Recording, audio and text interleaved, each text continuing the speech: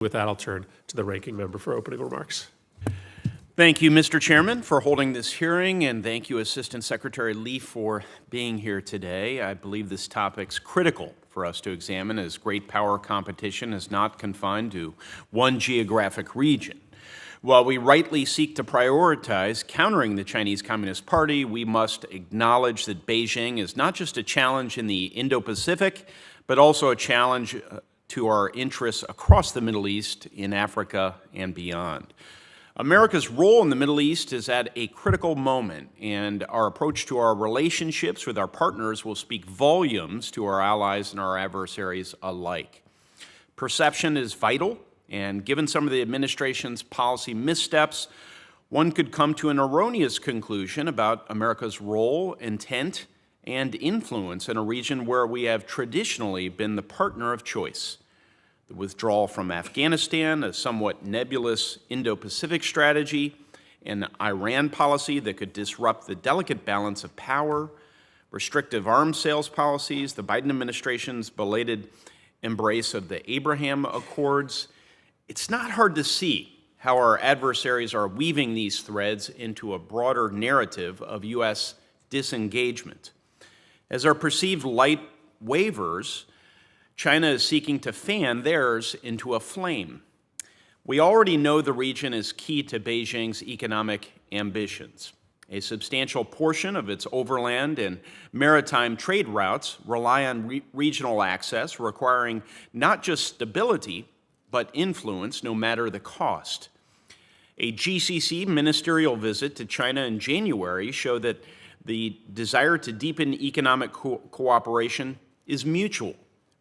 Regional governments want to diversify their economies, and Foreign Minister Wang's efforts to continue talks of a free trade agreement represent an opportunity that's too good for our Gulf partners to pass up.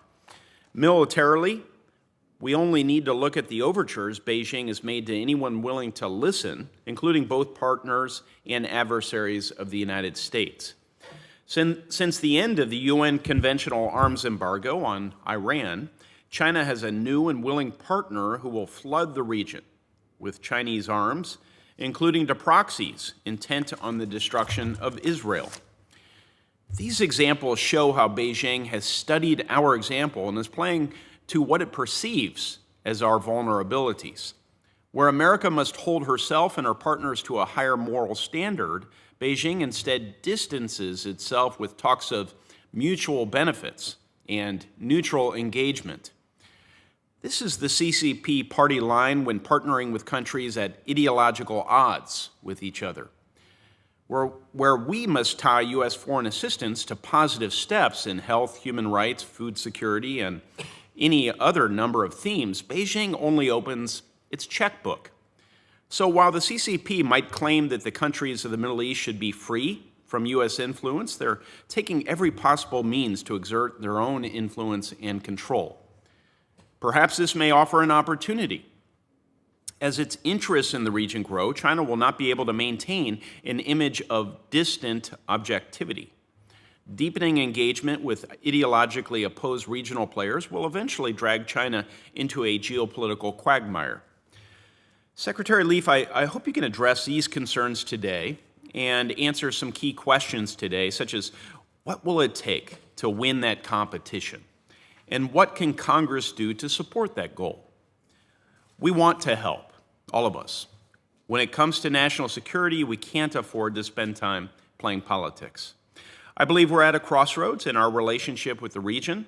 The steps we take now will determine if the administration's actions will permanently alter the geopolitical landscape or reinforce why America has been a stalwart and dependable ally of choice to our allies there for over 70 years.